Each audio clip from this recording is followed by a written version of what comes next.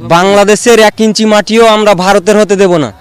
আমরা সব সময় প্রস্তুত আছি। আমরা বাংলাদেশের সার্বভৌমত্ব রক্ষাতে, বাংলাদেশের মানচিত্র রক্ষাতে আমরা সব সময় প্রস্তুত আছি। এখানে তারা বিগত দিনে 150 গজের ভিতরে একটা রাস্তা নির্মাণ করেছিল। বিগত দিনে আমাদের বাংলাদেশ সরকার এর প্রতিবাদ জানায়নি। এখন তারা কাঁটা তার দিতে চাচ্ছে 150 গজের ভিতরে। এটার আমরা প্রতিবাদ জানিয়েছি। আমাদের এখানে সকল কৃষক আছে, সবাই আমরা প্রতিবাদ জানিয়েছি। আমরা চাই তারা আন্তর্জাতিক নিয়ম অনুযায়ী কাজটা করুক। তারা তো নিয়ম ভঙ্গ করছে, এটা আমরা হতে দেব না। বাংলাদেশের লোকজনকে কখনোই হতে দেব না। বাংলাদেশের 1 ইঞ্চি মাটিও আমরা ভারতের হতে দেব না।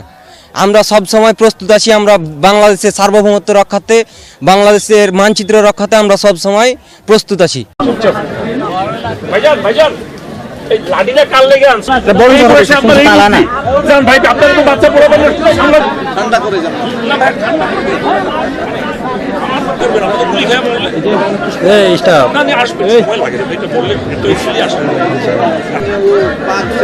তারপরে কালকে মাইর খাওয়ার পরে বলবে যে আমাদের মারছে আপনাদের গাড়ি দোষ আসবে আমাদের বিজিবি কেন মাইর খেলো গুলি খেলো কেন আরে ভাই জিরো লাইন তো এইটা ওরা তো দূরেই আছে আমরাই না কাছে জিরো লাইন এটা তো বলতে বারবার অবজেকশন জোয়ারে দিকে হামলা করতেন তাহলে কি করবেন দাদা আমার আরে